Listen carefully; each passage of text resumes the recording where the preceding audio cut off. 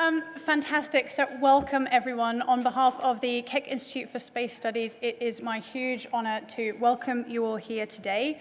My name is Harriet Brettle. I'm the Exec Director here at KISS. I'm going to be the MC today, so you're going to see a lot of me. I want to start by thanking our partners for this event, without which it would not be possible to convene this fantastic group of people here today. So a sincere thanks to the Consulate General of Japan in Los Angeles, to Japan House Los Angeles, and also to our colleagues at NASA JPL for all of their support in bringing this symposium together.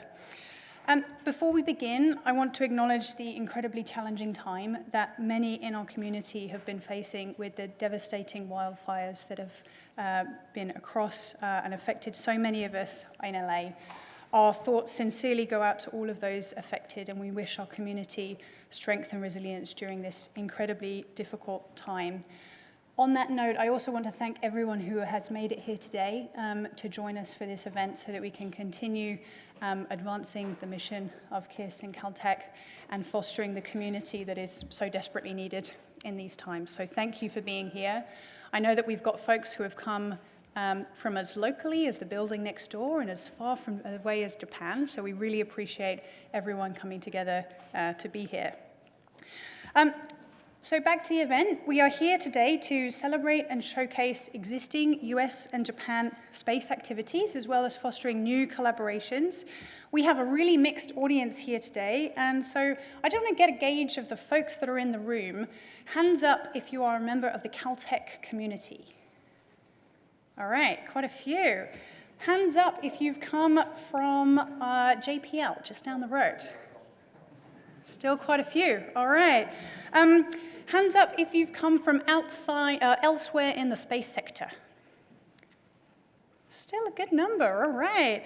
And please put your hand up if you are from outside of the space world, but excited to learn more about it today.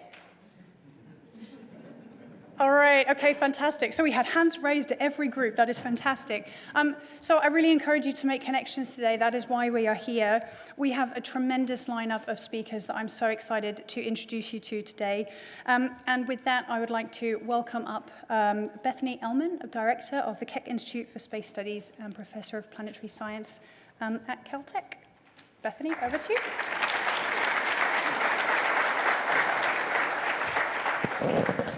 So thank you. As Harriet says, I'm the director of the Keck Institute for Space Studies. And just to share a little bit about our mission, because events like this are the heart of our mission. We are Caltech's Think, Do tank for space exploration. That is thinking of great ideas, but then executing them. And so the mission of KISS, that's our acronym, so you'll hear KISS referred to. The mission of KISS is to bring together people to enable the future in space exploration. In particular, to bring people together to develop technologies that have the potential to revolutionize space exploration. So that's no small goal, right? It's an ambitious goal, but it means bringing together people in astronomy, in engineering, in earth sciences, in planetary sciences, in fact, also in the social sciences and government, right? Because that's what it takes to enable the future.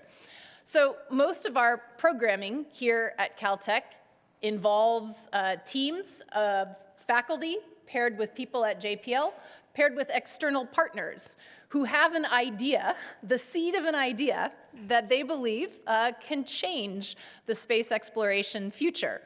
And so I am hopeful that some of those will be cooked up today, that those might feed into some of our workshops and our technical programs of the future. Our essence is using convening power. It's bringing people together. So in all of our interactions today, through the panels, through the lightning talks that we have, through the time at the reception, I encourage people to make these connections.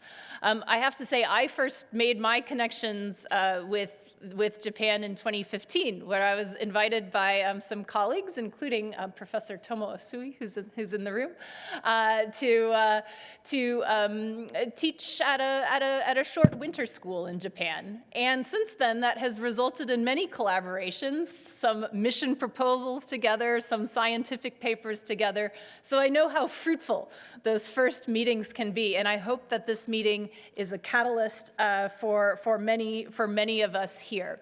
So thank you for coming. Thank you to the Consulate, to Japan House, to JPL for organizing. Thank you to Harriet and the KISS team. And with that, I will turn it over to Harriet, who is our master of ceremonies for the rest of the program. Thank you.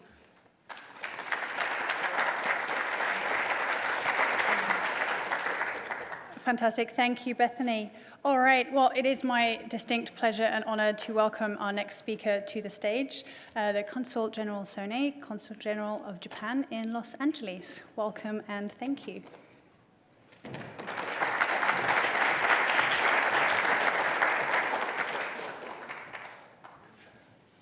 Thank you very much.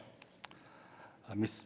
Bethany Ehlmann, Director of Keck Institute for Space Studies, Mr. Amit Kshatriya, the Deputy Associate Administrator for the Moon to Mars program in the Exploration System Development Mission Directorate. It's a long name. Thank you for coming from NASA. And Ms. Emily Desai, Senior Deputy Director for Global and Strategic Program Planning and the External Affairs of GoBiz. Thank you for coming from San Francisco. And Yuko Kaifu, the Chairman and CEO, President and CEO of the Japan House Los Angeles, and distinguished guests and speakers and everybody here. My name is Sone, Consul General of Los Angeles. Thank you for joining this special symposium exploring together U.S.-Japan space collaborations. To begin with, on behalf of the government and the people of Japan, I would like to extend my heartfelt sympathies to those people suffering from losses and devastations caused by the recent LA wildfires. During these challenging times, Japan stands with the United States and its people. As a part of our relief measures, Japan decided to provide $2 million US through the American Red Cross to support these relief efforts.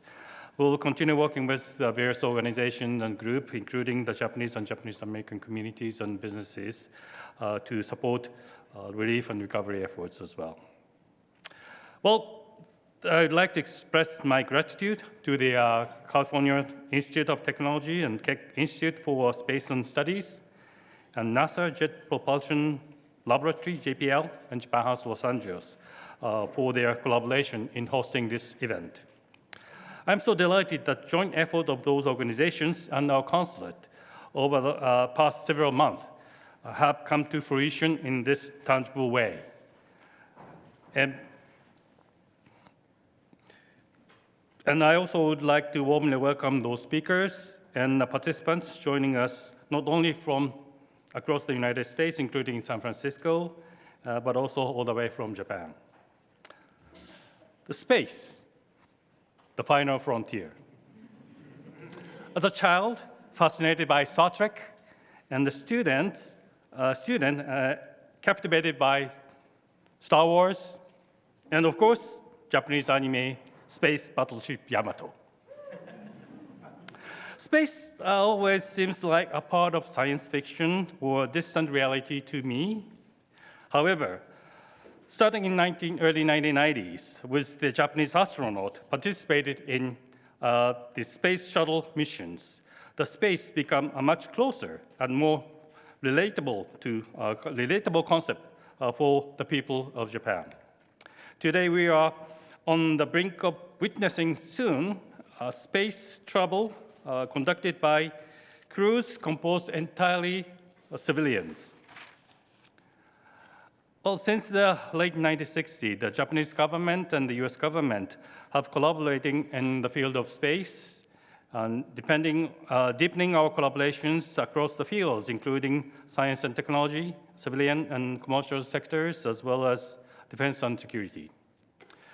During the Japan-US Summit meeting April last year, the two leaders welcomed the signing of the Lunar Surface Exploration Implementing Arrangement. Japan planned to provide and sustain operation of a pressurized lunar rover. There will be a presentation today as well on this issue.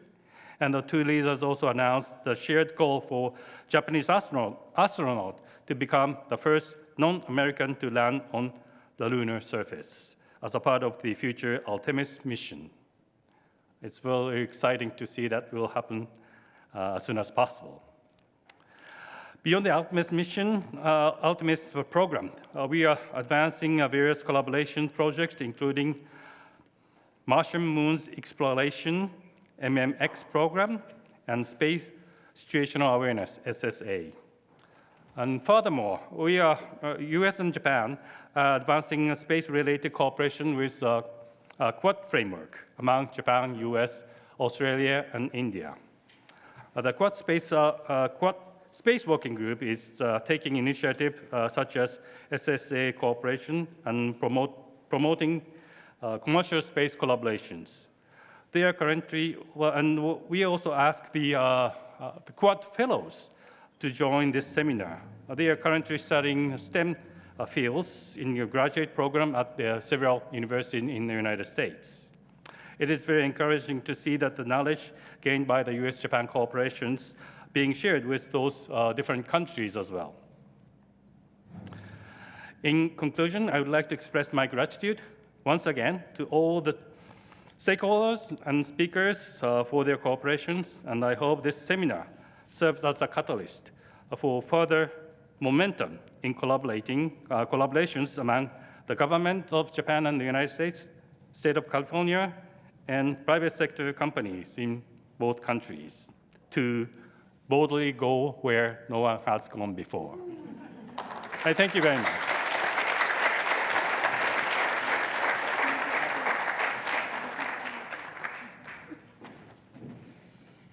Fantastic, thank you so much.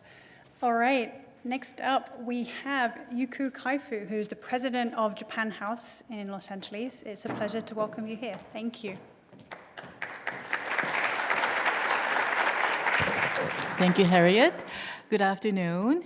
I'm Yuko Kaifu with Japan House Los Angeles. And first and foremost, I'd like to send our thoughts and prayers to those impacted by the recent wildfires. I know that many of the faculty members, students, and staff have been heavily impacted by primarily by Eaton and Altadena fires.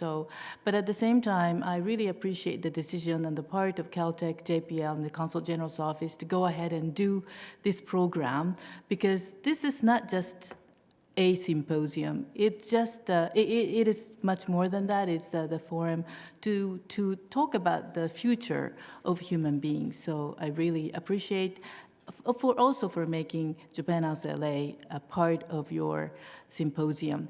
Now, I don't know how many of you are knowledgeable of Japan House. Can you raise your hand if you know? Oh, okay, I'm so pleasantly surprised, because 6.5 years ago when we were established, no one probably knew about us. So some people used to ask me, are you Steakhouse or something? It's not anymore, so thank you. But Japan House is a government initiative by the Japanese government. It's a public diplomacy, cultural diplomacy institute. We're located in Hollywood, and our mission is to showcase the best of Japan in various fields, and also nurture mutual understanding between Japanese and Americans. We do have sister organizations, Japan House London and Japan House Sao Paulo, but we're the only one in North America. As a matter of fact, space is one of our favorite topics. And we've done a few programs in space, particularly US-Japan partnership in space over the last few years. And worked also with JPL in August 2021. We co-hosted the webinar talking about US-Japan partnership, bilateral cooperation in space, future and present. present and future collaboration in space. So, but it was webinar online. It is the first time that we have been able to be part of the program in person on campus. And my son graduated and got a PhD last year in applied physics. So for me, it's like coming home. As a matter of fact, one of my acquaintances recognized my name and says, "Oh, are you speaking because you're the mother of your son?" And I said, no. But let me just talk about our future program coming up in March. Yes, this is it. So we are going to invite Japanese astronaut, the second female astronaut who ever went to space, Naoko Yamazaki, who's going to speak online today. And also we were featuring Akiko Tato, who is a licensed certified pilot, but she's planning to go into space as a space traveler with her husband. So we'll be featuring their professional and personal stories that have led them where they are now. And it will be on the 8th of March, which happens to be the International Women's Day. It's Saturday, so I hope that you'll be able to make it. As a matter of fact, we haven't really made an official announcement about the program, but we thought that it's really suitable to make it known to you first, because I'm sure that you would be interested in this kind of topic. So I hope that you sign up. I hope you can come to Japan House LA for many other things, but more than anything else, I really appreciate JPL, Caltech, Consul General's Office for doing this, and I appreciate your presence, everyone. So thank you.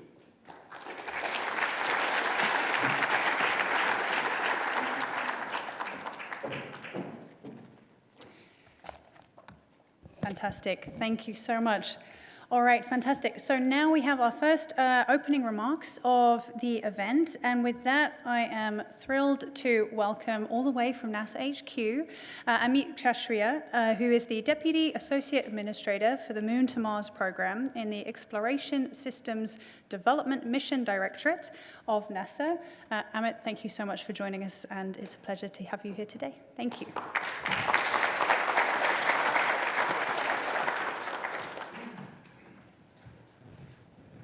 I think we need to change my title. Two of you have already had to suffer through that. I apologize for that, but it's a very Orwellian thing. I'm very happy to be here. My name is Amit Kshatriya. I'm the Moon to Mars Program Manager at NASA headquarters. What that means as a practical matter is that the Artemis missions, the Artemis test program that we're conducting in order to return humans to the lunar surface is overseen by my office. I'm also a very, I would say, delighted to have been able to graduate from this institution barely about 25 years ago. I think I begged and pleaded, and they let me through. I'm also to have been an intern at JPL, and to be here now, just 25 years after I lived here. And part of that too, I do want to echo the comments of our distinguished guests and just the entire community here. A little bit different spin on that. Every year between around about the end of January and the beginning of February, NASA, we have what we call our Remembrance Week. In particular, yesterday, our Day of Remembrance was observed at Arlington National Cemetery and at NASA centers all over the country. Ostensibly, those dates were picked. I think most of you know, if you're familiar with space, that we lost the Apollo 1 crew on the pad on January 27th. We lost the Challenger crew on January 28th, and we lost the Columbia crew on February 1st. And those are heroes that paid the ultimate sacrifice. But what we also talk about during Remembrance Week is about the NASA family and about everyone that supports these missions, robotic, human exploration, our science missions, all of them, and how much their sacrifice means to us as well. And that is no more plain to me than this in the past few weeks when we've had members of this community. It was very, very dear to me. I've had many friends that when they were able to get out of here, move to Altadena, move to different places to start a life, have been affected by this, but I also know that they're going to soldier on and continue their devotion to their missions because that's what we do. And I'm here to tell you on behalf of the agency and just as a member of this community, which is a small but growing one, how grateful I am for your endurance, your perseverance, how much I admire you've been able to deal with this scenario, all the first responders, everyone that stepped up to help each other, and of course I mourn the loss of those that weren't able to make it through. And on behalf of the agency, I just want to express to you that we support this community, not just here at Caltech JPL, and not just our friends at Canoga Park that build rocket engines for us, not just our friends at SpaceX that build rockets for us too, but the entire Southern California aerospace community, which has been so fundamental to human space exploration, to robotic space exploration since the beginning, that we are here for you, we will help you rebuild, and we will always be here to support you. So just, it's really important, I think, to remember that we're gonna get through this, we're gonna get better, and that's always what happens. But now it's difficult, and I just admire so much what you guys have been able to do here. But I'm here to talk a little bit more positively about what the collaboration means.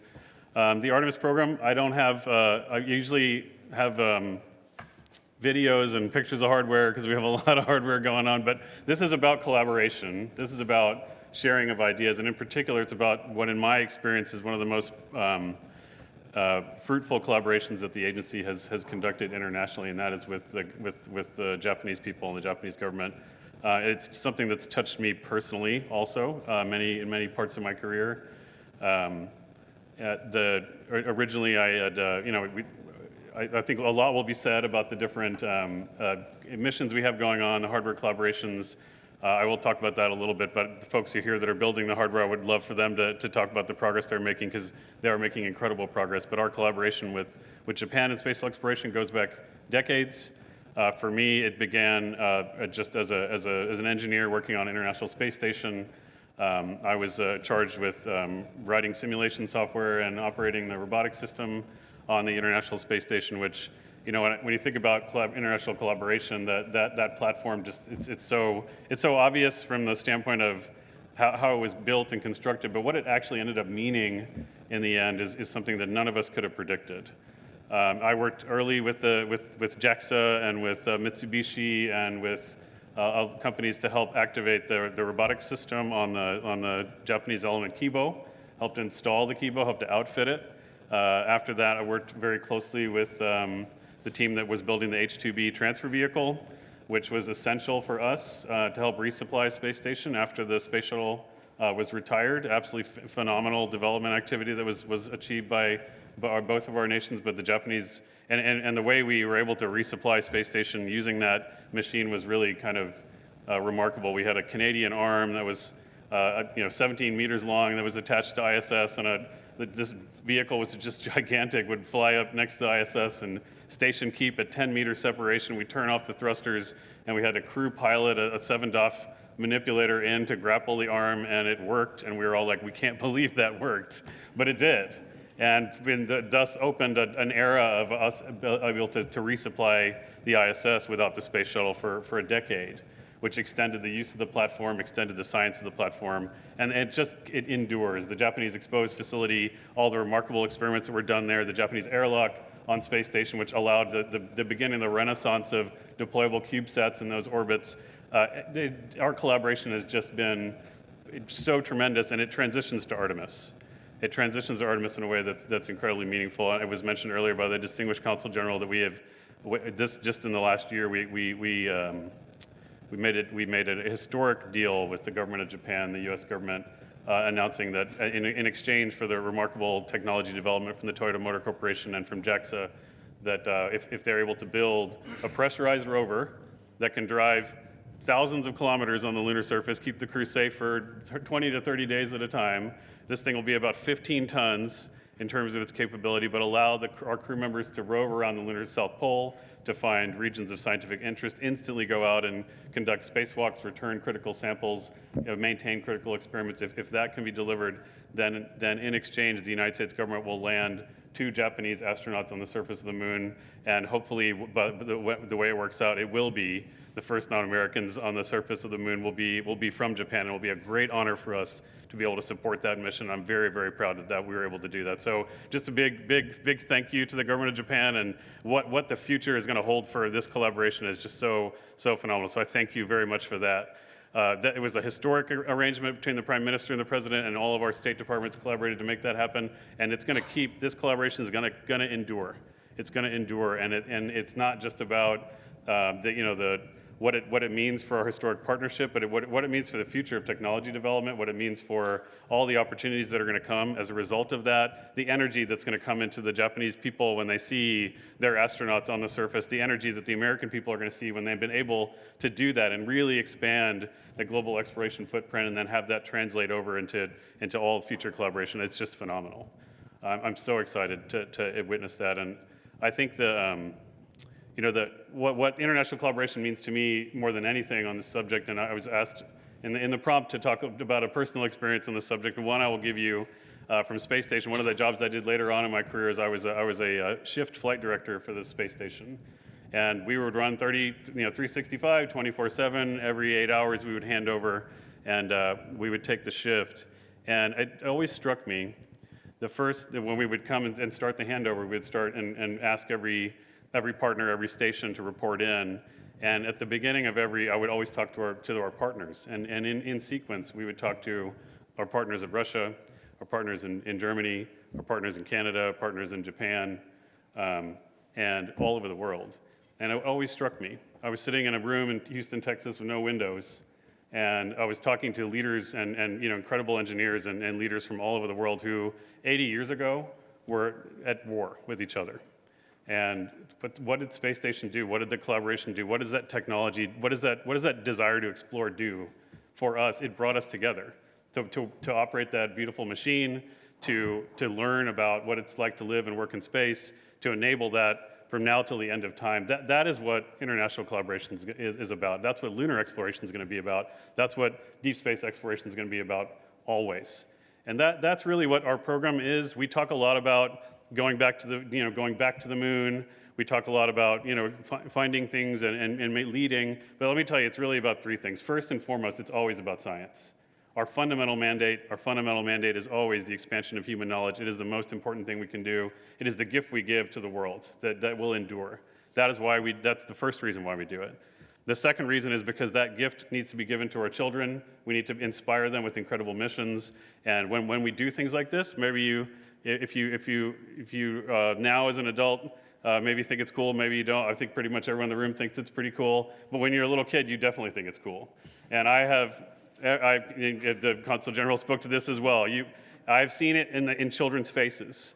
They would come into the control center, or they would come see a rocket launch. And these children these days they live in incredible worlds. They live in incredible worlds that can be created. But when they see something like that, and they actually understand that it's real, that somebody actually bent metal and put propellant and did something like that, there's a light that goes on in their head, and they realize that that's something that they can do too. And what happens then is a scientist, an engineer, an artist, a musician is birthed into the world in a way that you can't replicate. And the creation of that next generation of leaders, of thinkers, of scientists is really incredibly fundamental to why we explore as well. And then finally, most importantly, is leadership amongst our allies, amongst our friends, about the norms and standards of exploration, about our shared values, about what we want exploration to be. We want that to reflect the values of free and open societies, the ones that will encourage the innovation that will allow incredible things to happen, and these exploration programs induce those things. And that's why we do them. We need to keep doing them. We need to keep doing them. We need to expand the way we partner. We need to expand the way we share data. We need to expand all of the learnings we have from an engineering scientific standpoint. The more we do it, the better we're going to be. The impact that we're going to find is going to be the impact we can't predict. When we built Space Station, because we wanted to learn how to live in space. It turns out when we're done with Space Station, we will have learned so much about protein folding and about reusable rocketry and all the things that happen when governments take and socialize risk and take big risks on behalf of their people and do that to enable the future, an unknown future that can be driven and incredible things can be discovered. We're doing the things we're exploring because we want to verify that what we know is there. We're doing that because we want to provoke our ability to explore the unknown and to bring that all to us. And that is why it's so fundamental and important. I hope this is a very successful and fruitful symposium. I'm so grateful to KISS for inviting me, for Charles, and for our distinguished guests from Japan for being here and being able to support this as well. I'm very grateful, and I hope you have a great symposium. Thank you very much.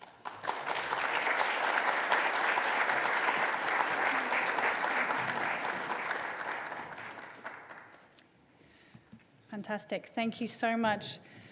All right, so our next speaker unfortunately couldn't be with us today, but has recorded some remarks to share. So Keiichi Wada is the director of JAXA's DC office. And with that, I am going to play Keiichi's video. Hi, my name is Keiichi Wada. I'm the director of JAXA Washington D.C. office. Thank you very much for providing the time to share about JAXA's space exploration activities in the US-Japan Space Collaboration Symposium. First of all, I'm very concerned about the wildfire in Los Angeles this month. On behalf of JAXA, I would like to express our deepest sympathies to those who have been affected by the fire. And I pray for the safety of all those who are working hard to restore the area. Today, I would like to share JAXA's roadmap and missions in terms of space exploration by focusing on US-Japan and international collaborations. Let me start this slide to show a roadmap for JAXA's human spaceflight activities and international space exploration. This includes 3 layers from the low Earth orbit to the Moon and Mars. And you can see 2 arrows. One will be the passing of commercialization of space activities by continuous development and utilization in low Earth orbit. The other one will be the passing of expanding human presence to deep space. You can find missions in the middle of this slide, based on the technology and experience gained through our participation in the ISS program and scientific space exploration missions. JAXA plans to contribute to the habitation function and cargo resupply technology for the NASA leading Gateway program. JAXA also plans to step up our efforts to expand our capabilities for human and robotic exploration, such as a pressurized rover and other future lunar surface missions. I will introduce the latest status of each mission in the following slides, but the key for JAXA is to promote further exploration and sustainable LEO activities in cooperation with NASA and our international partners by gathering our expertise of robotic and human exploration. Within the Artemis campaign, Japan is participating in the study and develop of the Gateway program. On the right hand, JAXA will provide the environmental control and life support system ECRUS and some other components to the International Habitation Module IHAB. And on the left hand, JAXA is thinking about providing cargo resupply capability to Gateway as well as we are doing for the ISS. In 2025, JAXA plans to launch the first HTV-X for the ISS. HTV-X is the new cargo transfer vehicle that inherits the technology and knowledge from the HTV. HTV successfully performed 9 consecutive cargo resupply missions for the ISS. HTV-X is also to demonstrate technologies for future missions, including HTV-XG, you can see here. Preparations for the first HTV-X launch are in the final phase in Japan, I would appreciate it if you stay tuned for these future cargo resupply missions. I would like to show Japan's activities for lunar surface exploration in this slide and next slide. JAXA will actively participate in the Artemis campaign to achieve significant results through US-Japan cooperation. Along with the contribution to the Gateway program, one of the most important roles for Japan is to develop and operate of the pressurized rover. Based on the implementing arrangement between NASA and our government MEXT in April 2024, JAXA accelerates R&Ds with Toyota and other private partners to achieve its launch in Japanese fiscal year 2031. Our current R&Ds include system design and subsystem studies such as mobility, fuel cell, and environmental control. The rover will allow 2 astronauts to stay inside without spacesuits, which enable both human and robotic exploration missions. Mission duration is expected to be 42 days per year in case of crewed mission, or 320 days per year in case of uncrewed mission. Its requirement of lifetime is up to 10 years, and total travel distance is up to 10,000 km. Based on these requirements, JAXA is addressing to study and coordinate with NASA and other international partners. We aim to plan to make the rover to significantly expand the exploration area of the lunar surface. Let me explain additionally 2 more about JAXA's activities of lunar surface exploration. Left-hand side is one of the actual photos from the lunar surface. In January 2024, JAXA's small-scale exploration lander, we call SLIM, succeeded in a pinpoint landing on the lunar surface. The engineering data showed evidence of its highly accurate landing to meet the requirement. The difference between the final targeted landing point and the actual one was about 55 meters.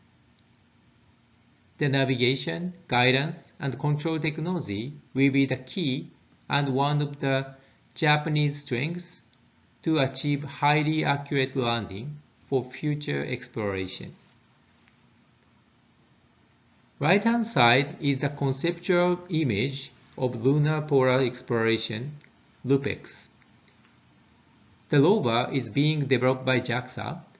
This is an international cooperative mission with NASA, ESA, as well as ISRO, which is developing a lunar lander. Japanese fiscal year 2026 is the earliest launch target by H3, which is Japanese new flagship rocket.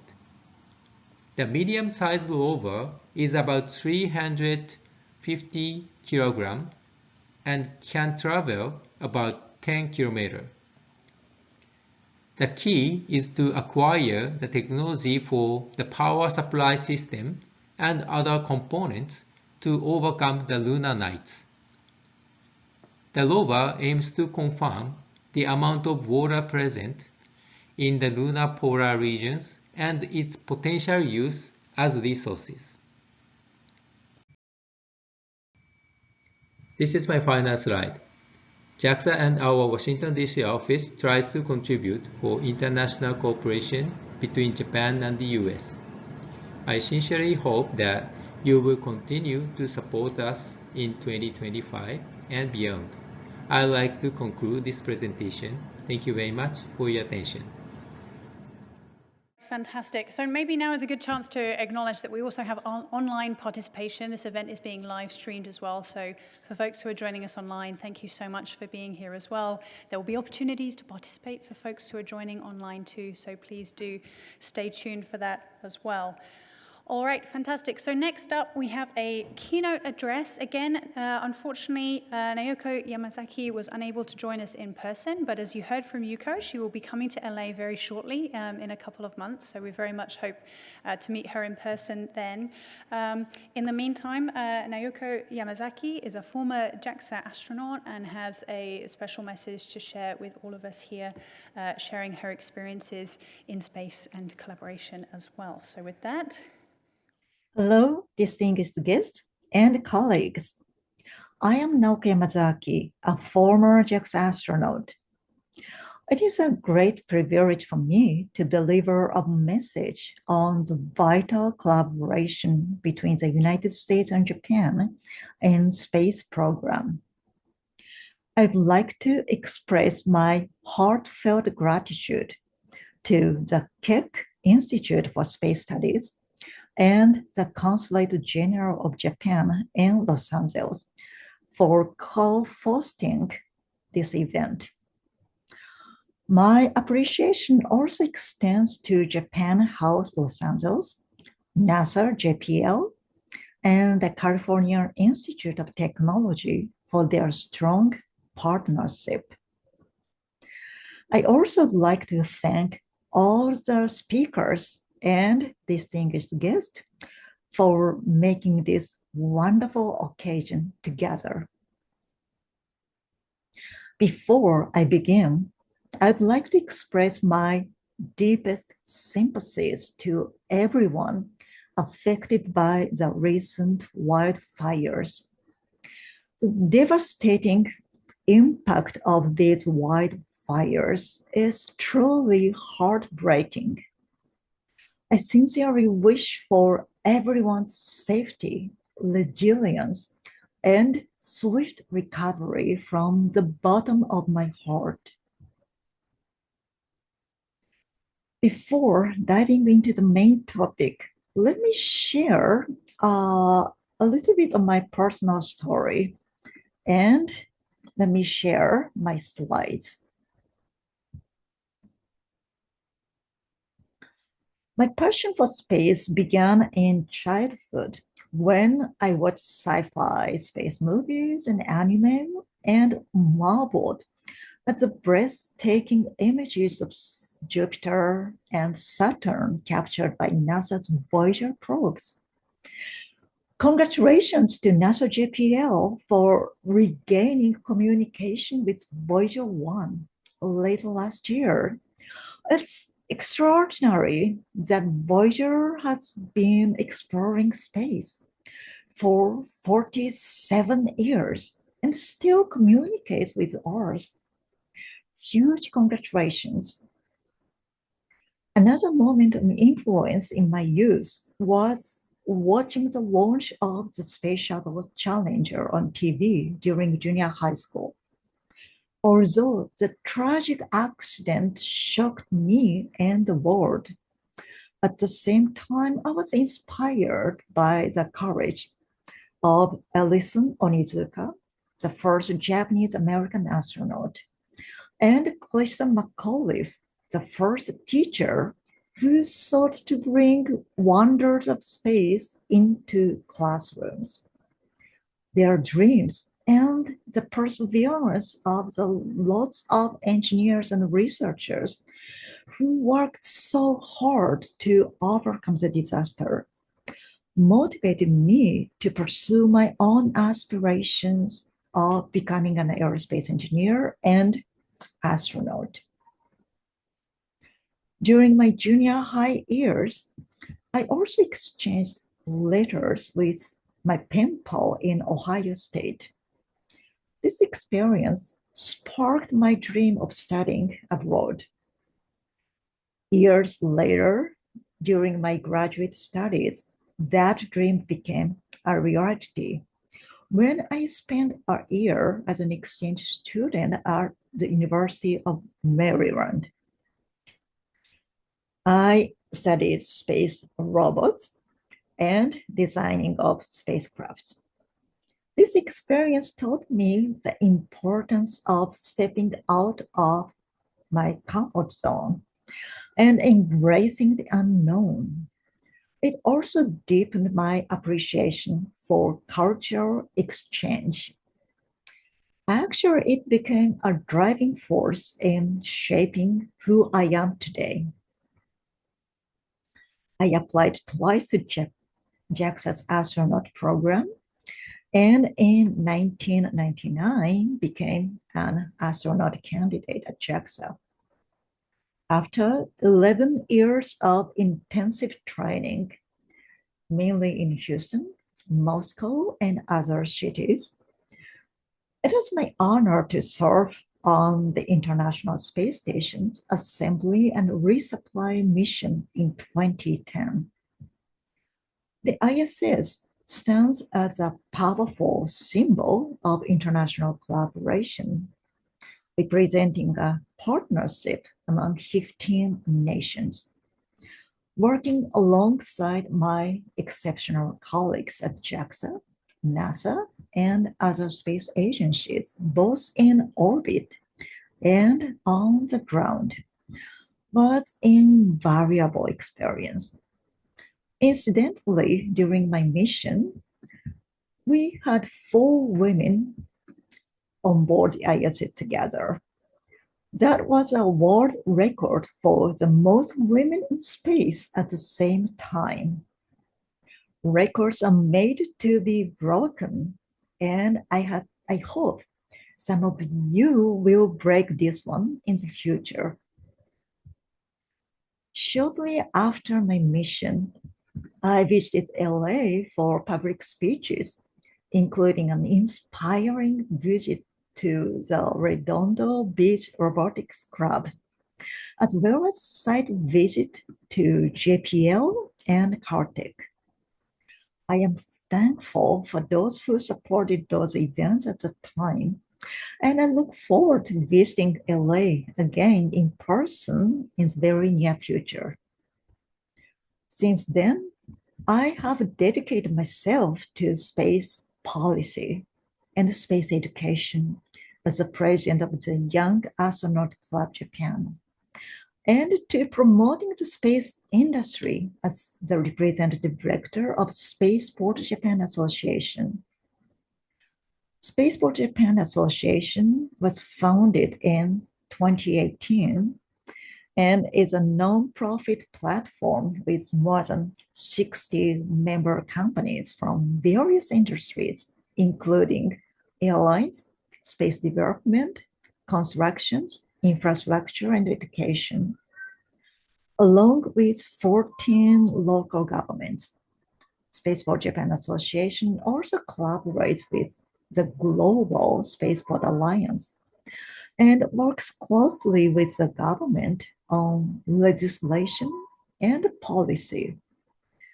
I hope Japan's spaceports will serve as Asia's gateway to space, not only for satellites, but also for astronauts and space travelers in the future.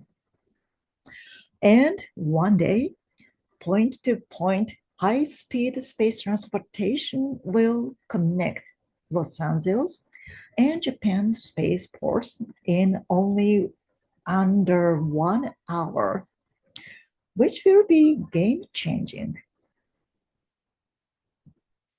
Under NASA's Artemis program, more than 50 nations, including Japan, have signed the Artemis Accords.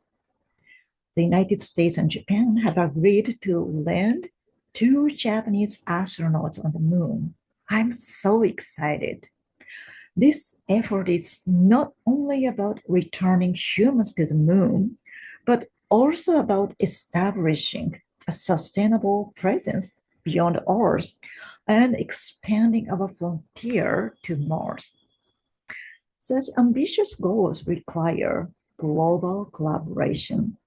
In this context, I recently published an article in the Hard Journal of Diplomacy titled Space Diplomacy from an Astronaut's Viewpoint, to emphasize the importance of international collaboration and establishing shared norms for sustainable space activities.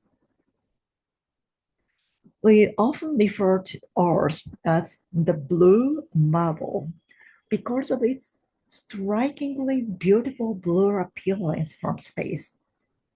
However, it is humbling to realize that all the waters from oceans, rivers, and glaciers accounts for just 0.02% of Earth's total mass, a fact determined through remote sensing data collected by satellites. This reminds us of our planet's finite resources and the need to care for Earth as if it were a spaceship. When we look beyond Earth, we see celestial bodies like Ganymede and Titan that contain more water than Earth.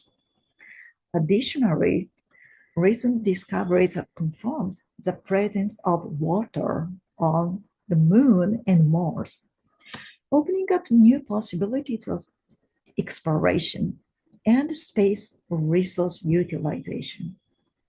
This is one of the reasons why the Artemis program has captured the attention of many nations and private sector entities. Under the Committee of Space Research, COSPER's Planetary Protection Policies, Mars, Europa, and Enceladus are protected because of the possibility of extraterrestrial life there. Dr. Masahiro Ono at NASA JPL and I had a magazine conversation a couple of years ago and talked this topic as well. As human exploration of Mars approaches, I also believe unmanned deep space exploration must also accelerate to advance scientific understanding before humans expand activities on Mars. I look forward to cross-sector collaboration in identifying effective approaches and advancing both efforts. Space programs are vital for our future. Exploring outer space helps us better understand our home planet and enhances our ability to address various challenges on Earth. The enduring partnership between the United States and Japan in space strengthens what humanity can achieve when we work together. I'd like to express my deep respect for everyone in the United States and Japan who has dedicated themselves to pushing our boundaries in various fields. I look forward to continued collaboration that inspires hope for the future of our planet. Thank you very much and best wishes to all of you. Thank you.